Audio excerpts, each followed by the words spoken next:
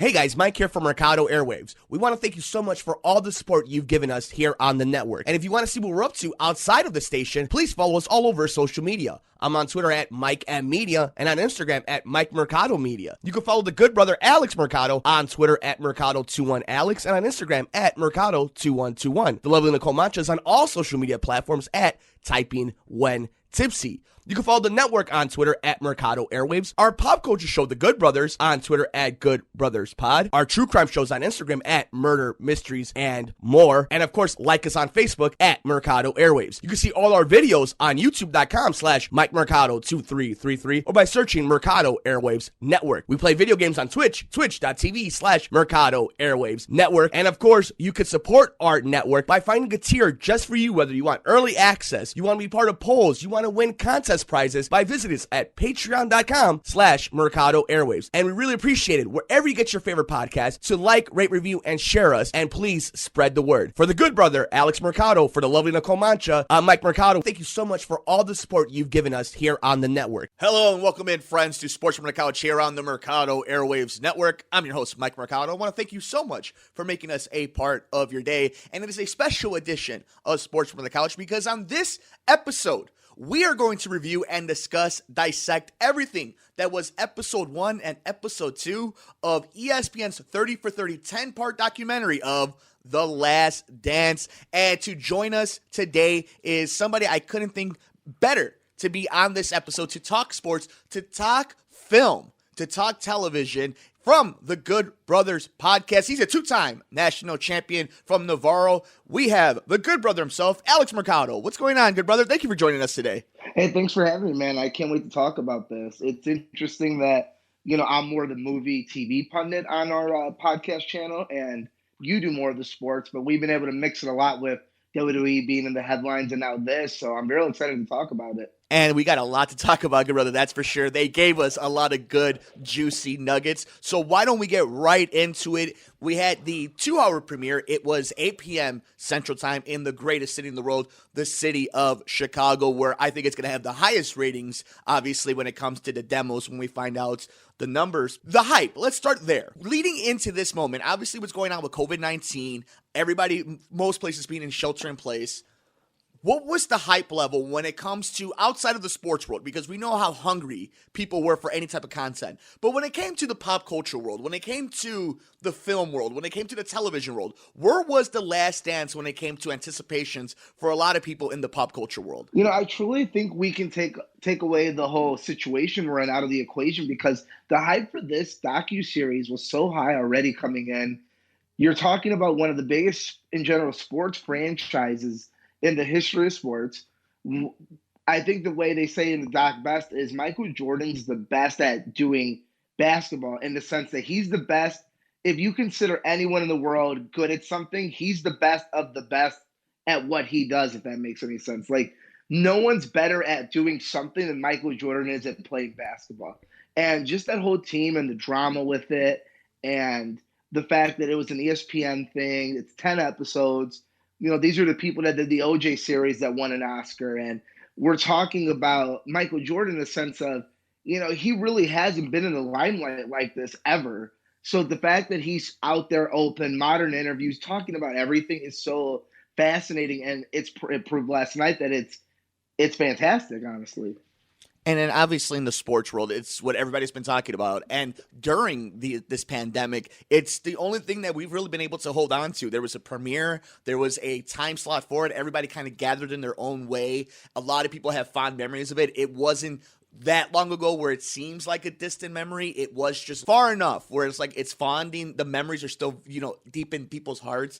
And you could see it throughout the documentary that they were rock stars. They were the Beatles. So there was something really special to that. So before we really dissect and get into some of the stuff we heard, some of the things that were previewed, and kind of what we expect for the rest of this 10-part series, why don't we go ahead and give a little a little description and kind of like a backstory of kind of where you and I are at when it comes to when this story is taking place and kind of the entire progression of the story. I was born in 1990, so I was 8 years old when they won their last NBA championship in 1998. You were 6 years old. So in general, what do you remember about these Chicago Bulls and the legend that is Michael Jordan and kind of being a sports fan in the city of Chicago at your age group? Well, like you said, I think the people that viewed this are definitely, it changes generations. Like you have you and me that were growing up during this, like in our infant age, be coming into our age of loving sports at the perfect time at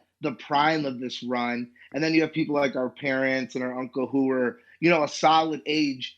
Regardless, I think we all remember the way the city was, and we had all the gear. And like you said, these were the Beatles, especially it's like the Beatles in London.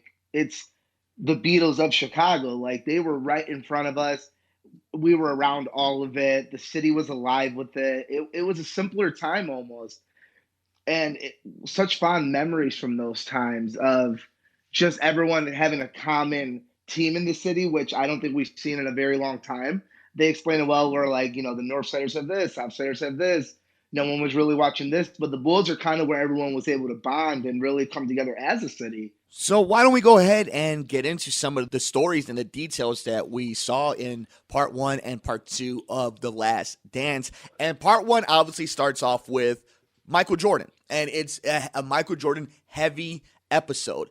And we learn everything from his competitiveness from his brother and how he got that from his dad, to not making the varsity team, to James Worthy telling him that he was the best when he came into North Carolina, to Magic Johnson saying it. There was a lot of stuff that we got in this episode. What was something new that you learned or something that you took away from this that you hadn't before when it comes to Michael Jordan? I'll be honest. I think for, again, pundits like you, me, and a lot of Chicago locals is we already knew a lot about this. I think when you look on the trends and everything, it was shocking the rest of the world. We make the joke that we've all kind of known the real Michael Jordan because we're from Chicago and the stories have always been around.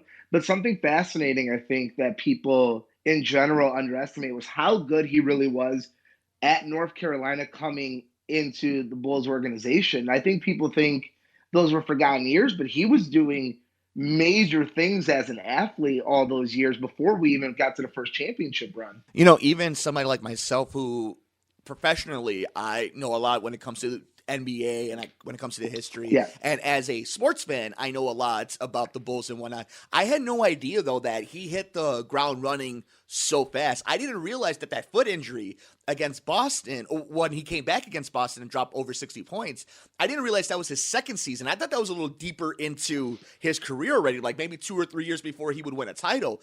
Michael Jordan hit the ground running, or, started soaring as he would be as Air Jordan really early. Like there wasn't any hesitation. Like he really did make an impact. And even them talking about him going to the Olympics before the Dream Team, and that being such a big eye-awakening thing. I do want to mention one thing. It is a funny joke here in the city of Chicago about Sam Bowie. But I think as a sports conversation, I'm going to have some people on as this series goes on, and we're going to talk a little bit more about this. But one of the things that I find interesting is, if it were today, I don't think the Houston Rockets were wrong for picking Akeem Olajuwon. The NBA was a big man league. He did win 2 NBA titles. He is one of the greatest players of all time. And Portland did have Drexler. And it wasn't like, this is what's interesting, good brothers, when you have to look at it like this. In the NBA today, right? If you have, let's say you're the Golden State Warriors, right? And you just drafted Steph Curry, and he had his rookie season. Then the next season comes on, and Klay Thompson's there for you. But because you already have a shooter on your team that so happens to be a guard, we're not going to choose him. We're going to go with another guy. No, you would pick the best available player. You'll pick somebody that you could do something with. You'll figure it out. You want as much talent as possible. That's what Portland did. So I think there's also this kind of mysticism around there where it's like the Bulls had to get lucky that Michael dropped. And Akeem Olajuwon was that great where he was the unanimous number 1 pick.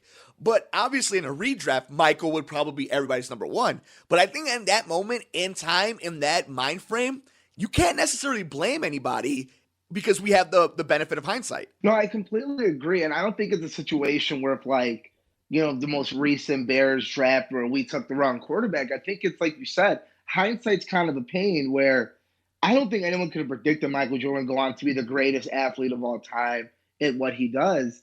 So it's kind of hard to blame someone for, at the time thinking we're going to get someone equally as good, minimum. When you take those top three picks, you think, well, couple championships, maybe an MVP or two for these guys. That's it. I don't think they anticipated, oh, this guy's going to go on to change sports history in general. What did you think about the 90% you'll probably be okay and everything will be fine, 10% you'll never play basketball again? In today's NBA, we would never see that. And hell, as fans, we'd be like, yeah, I don't want to see my guy out there if we're not going to go win a championship or we have a legit chance of winning a championship. What did you think about him playing ball back at home and kind of making it that cowboy-ishness that we don't see in today's game? That's the biggest thing you start to notice with this doc is the NBA is a completely different animal now compared to what it was. It was very Wild Wild West back then where, I think the players have a lot of control to a sense nowadays, but in comparison to back then where you have a person like Jordan, he's going to be the face of your franchise and he's making a decision and, hindsight, it was an okay decision, but thinking about that 10%, that he might have not been okay, it's crazy to think how different sports was, especially the NBA back then. I think one of my favorite parts was kind of seeing the innocent Michael in the beginning of it and then kind of seeing him become corporate Michael and the global phenomenon. There was one scene in this when you see all the microphones in front of him and they that could never happen today. Like, there's no player. LeBron James at his peak, Kobe at his peak, were never like Michael. And like I think that's the thing a lot of younger generational people that are going to watch this, the younger kids, the kids are like 12, 13, who love the NBA and know who Michael is. But Michael has been very quiet. Michael is not like Bill Russell or some of these other like Allen Iverson, Paul Pierce, like just these guys who are from organizations that you see around the league. And the NBA does a great job of promoting its superstars. Michael's always been very discreet, has been behind the scenes, has never really been like a Mark Cuban, even as an owner. So I think this is going to be that eye-opening for a lot of people and a lot of kids to see the greatness that was so initially there. I think it's crazy to see. I love the way it's filmed. Like, as a film, that they go from, like you said, the beginning innocent Michael just trying to be a star to kind of the beat down. He's already he's won his 5 MVPs. He's won his NBA championships. He's revolutionized sports forever. And you see it on his face, like he's doing these interviews, people are asking for autographs, and he's kind of just standoffish. And like I said, being from Chicago, we kind of understand the lore of Michael Jordan also is the lore of never meet your heroes necessarily. I don't think Jordan was a terrible person ever, but you can tell that, no one ever went through what Michael Jordan went through where, maybe beside like Tiger Woods, LeBron James, and a handful of guys that have revolutionized sports, to see that actually in front of your eyes filmed from 10-year difference is fascinating as a film pundit in general, but also as a sports pundit. It's so interesting to see that they can capture that on film, the turn or, the innocence kind of leaving him and him being this icon. And, that must be tough for anyone. He's just a normal, boy from, what is it, North Carolina, right? Yeah, North Carolina. Exactly. So for him to be just this, normal average kid growing up to being the greatest athlete of all time, to see that turn in that 10-year span is almost a beautiful car crash waiting to happen. We could gush over MJ. We all know how much MJ stands we are and whatnot. I think one of the fascinating things was episode 2 and the beginning of Scottie Pippen and talking about his upbringing. And I never knew about the paraplegic father and the paraplegic older brother coming from 12 kids, being a towel boy, not getting a scholarship, growing 6 inches, and, it becoming this really rags to riches stories. And then it gets into this point where Scottie is a complicated figure. He did not show up a lot. And I don't mean that on the court. There were a lot of times where Scottie took his ball and went home. And as much greatness as they portray on him, and as much of the rivalry they show with Jerry Krause, and they show his greatness, the pettiness between these two guys and these two individuals was fascinating to see. So as we break this down, let's start with Scottie. How Scottie is portrayed in this. and kind of seeing how great he really was and underappreciated at the same time. What were your thoughts after watching it when it comes to Scottie Pippen? I mean, I think you know that me and your father are probably the biggest Scottie Pippen fans in the world. MJ stands the test of time, but Scottie Pippen's my personal favorite. The funny story, actually, when I was looking at schools for cheer, Central Arkansas was one. They have a very good cheer program, and I remember Scottie Pippen going there, so that was one on the list at the time of me picking scholarships. And so that's how much Scottie Pippen has influenced me, honestly. He's such a fascinating person because, like, I think Dennis Rodman says it best. At one point, Scottie Pippen was the best NBA player when Michael Jordan wasn't there. And it's amazing that you had maybe possibly two of the best NBA players on one single team at one single time. And like you said, he was such an underappreciated player. You get that stat. Talk about crazy stats. Finding out how much he got paid on that team, yet alone in the NBA. And then you compare it to nowadays, it was a 7-year, $18 million contract. That's nothing so again, stat-wise, and everyone says it, the second best player in the NBA. To me, the detriment goes to Jerry Reinsdorf because Jerry Reinsdorf puts his teams in these situations. He makes these weird rules. Everything is about the bottom line, the dollar, and you even see it throughout this entire documentary. It's like, no, we're going to try to win if Michael Jordan's still here. But it's like, you could have taken care of Scottie. Now, I will say this about Jerry Krause. I do think, and I even tweeted it, and it's always a joke here in the city, well, the Bulls could have won 10 straight. They should have at least won 8. They could have won in 99. Yeah. Here's some factors still, okay? The next season, it was a lockout, so it would have been a shortened season. The truth of the matter of it was this, good brother. Scottie Pippen had a really bad back and really bad feet. He was getting old. Michael was getting run down. Dennis Rodman fell off the cliff when he left for Dallas and then LA. This Bulls team was old, and maybe they could have won the title in 99. Do they beat the Lakers in 2000? I don't know. It's one thing to say, do the 97, 96 Bulls beat the 2001 Lakers? That's a different conversation than that year, after all these playoff runs, after all these playoff games, after all that traveling, the short summers, that dynasty was coming to an end. And you even see it. Have you ever seen a more dysfunctional, tension-filled dynasty at the end when you're winning games than you did when we were seeing these behind-the-scenes footage? You know, it's fascinating to think about that. Like you said, it's crazy to see that, like, these successful teams, and now we get to see with the Bulls that no matter how much success you have, that these players were beaten down. It had been a long run. I think NBA is one of the rare sports leagues that has got less physical compared to like an NFL where careers are short. And NBA careers are long now. They're longer than they used to be. And I think it shows in this 90s, 80s style of basketball how physical and rough it was and how much higher the competition level was physically alone, that you look at that 98 team and you're like, man, they look tired. They look exhausted. Even their best players, like, it's aged them. Whatever they've been through, which, again, winning 5 championships in that span, it definitely did take its toll on them, and you could see it.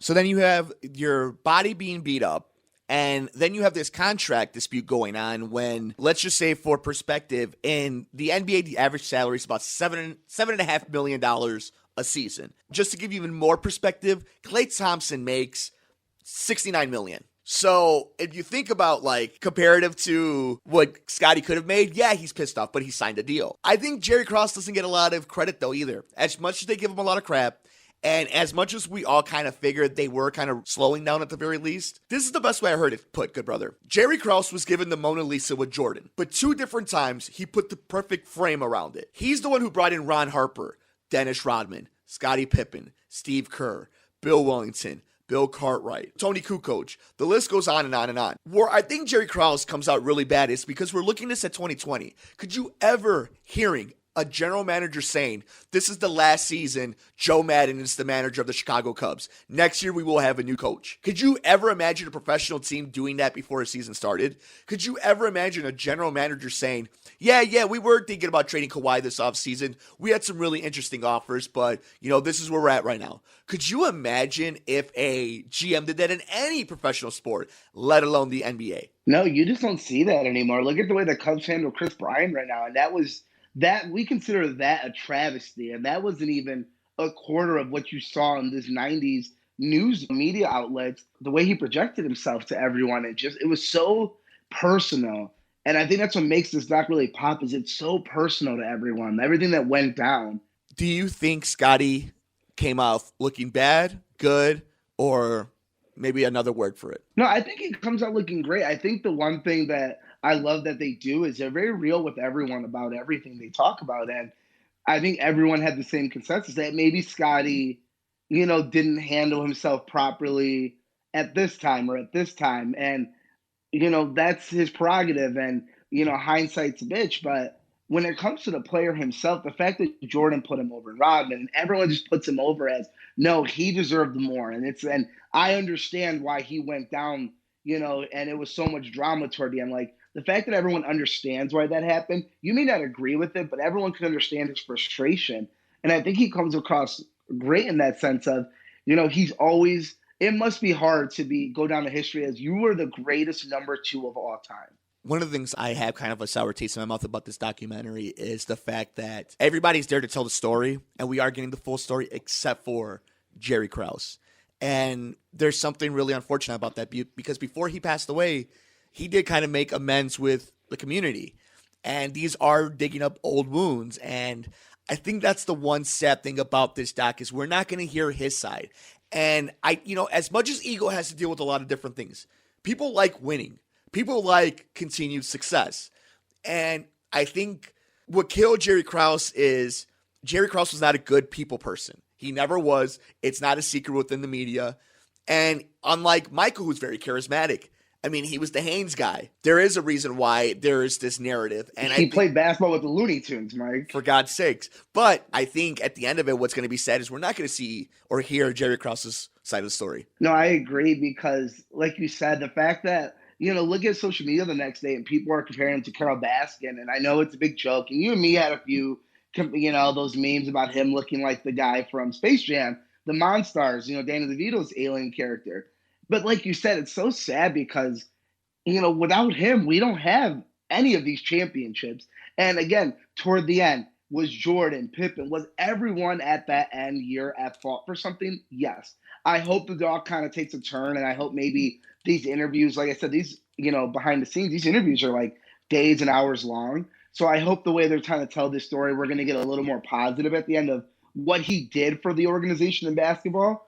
And maybe they're just starting off a little hot because that's the part of the doc. Like, we're going to get to a point where Jordan's not a hero in these docs. There's going to be episodes where we do get to see the other side of him. And I just hope they handle that properly for everyone. So kind of wrapping up our review and conversation of part 1 and part 2 of The Last Dance, the story of the 97-98 Chicago Bulls and Michael Jordan on ESPN's new 30 for 30 edition, one of the best things they've produced, in my opinion. What was your favorite part of part 1 or part 2? I agree with the sense of this is the first must-watch thing on TV that we've had without even COVID, I think, in a long time. And I think one of my favorite parts was just remembering what a killer Michael Jordan was, like how intense he was. And, as an athlete, I was very lucky. I went to a high school and I was able to win 3 state championships. And then I went to college, was able to win 2 national championships.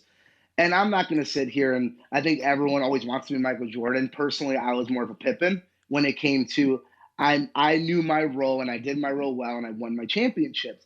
But I always loved the Jordan intensity of I'm going to find the best person and I'm going to try to take them out. And I always had that intensity. And I'd like to think that I was able to carry that to all that success. So I love to see that on film, and it always gets me giddy to see him just be so like, I'm not going to take shit as a rookie, as a freshman. I'm going to come in hot, and I like to think I had that mentality, and then it helped my success through cheer in general. But I also like to appreciate the Pippen aspect of knowing your role, and your numbers will speak for yourself. You don't have to be the loudest person. You don't have to be, the top scorer, the most flashy position, but you're winning and you're dominating in your own sense. So just seeing all of that on film was awesome, honestly.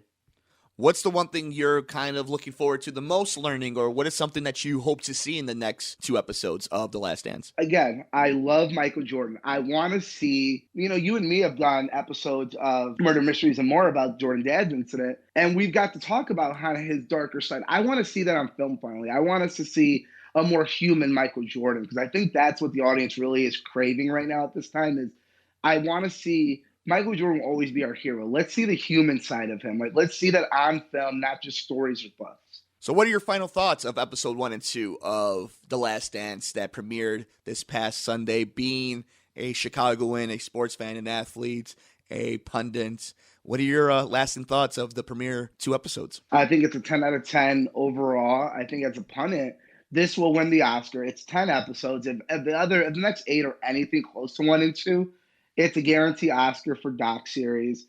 It's going to dominate ratings. It's going to dominate social media. It's still so heavily talked about 24 hours later. If they can continue this is going to be something special and that we're talking about. And that I think going forward, sports documentaries in general are going to change if this can really hit where I think it is going to hit, and I predict it will hit. I think it's a 10 out of 10 from things of seeing Michael playing golf with Danny Ainge before a game against Boston in the playoffs, to hearing that Scottie Pippen and Jerry Krause are going at it in the bus, and teammates are even feeling bad for Jerry, trying to tell Scottie to calm down, from I need a vacation to I'm not ruining my effing summer. I mean, everything in between. The cocaine circus. I mean, this has given us everything. It delivered in its premiere. And if nothing else, not just being Chicago Bulls fans, Michael Jordan fans, Scottie Pippen fans, Chicagoans, sports fans, I think as an entertainment, this is as good as something you'll see about Jimi Hendrix or the Beatles or Led Zeppelin, or something you see great about, Daniel Day-Lewis, or that you would see about Robert De Niro. This is great cinema. This is great theater. This is great television, and it's all real. There's nothing fake about it, because this is sports, and there's nothing more real than sports. And I think that is something that we're going to get from this series, and there's going to be a new appreciation for these type of stories that we hear. But good brother, thank you so much for joining us.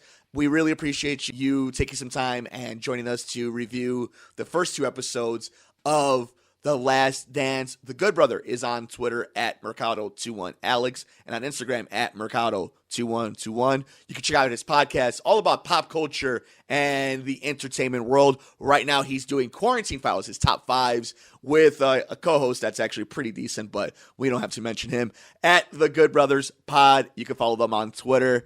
Good brother, thank you so much for joining us here on Sports from the Couch. Yeah, thanks for having me. And it's funny that our the Good Brothers biopic is actually you and me wearing our old Bulls jerseys from the 90s run. So I think it's, we have all these pictures of all the old Bulls gear. And to this day, I think Chicago Bulls, bad or good, have some of the best jerseys and gear and logo in all of sports. But hands down, the best entrance in sports history was the old 90s Bulls entrance. You can never doubt some Van Halen, good brother. Follow us on Twitter at Mike M Media, and I'm on Instagram at Mike Mercado Media. Download us, like, rate, review, and share us wherever you get your favorite podcast at Mercado Airwaves. Thank you guys so much for joining us here on Sports from the Couch. A big thank you to our guest, Alex Mercado. Please join us next time as we review episodes 3 and 4 on the next episode of Sports from the Couch here on the Mercado Airwaves Network. I'm Mike Mercado. Hey guys, Mike here from Mercado Airwaves. We want to thank you so much for all the support you've given us here on the network. And if you want to see what we're up to outside of the station, please follow us all over social media. I'm on Twitter at Mike M Media and on Instagram at Mike Mercado Media. You can follow the good brother Alex Mercado on Twitter at Mercado21Alex and on Instagram at Mercado2121. The lovely Nicole Mancha's on all social media platforms at Typing When Tipsy. You can follow the network on Twitter at Mercado Airwaves, our pop culture show, The Good Brothers, on Twitter at Good Brothers Pod, our true crime shows on Instagram at Murder, Mysteries, and More, and of course, like us on Facebook at Mercado Airwaves. You can see all our videos on YouTube.com/Mike Mercado2333, or by searching Mercado Airwaves Network. We play video games on Twitch, twitch.tv/Mercado Airwaves Network, and of course, you can support our network by finding a tier just for you, whether you want early access, you want to be part of polls, you want to win contest prizes, by visiting us at patreon.com/Mercado Airwaves. And we really appreciate it wherever you get your favorite podcast to like, rate, review, and share us. And please spread the word. For the good brother, Alex Mercado, for the lovely Nicole Mancha, I'm Mike Mercado. Thank you so much for all the support you've given us here on the network.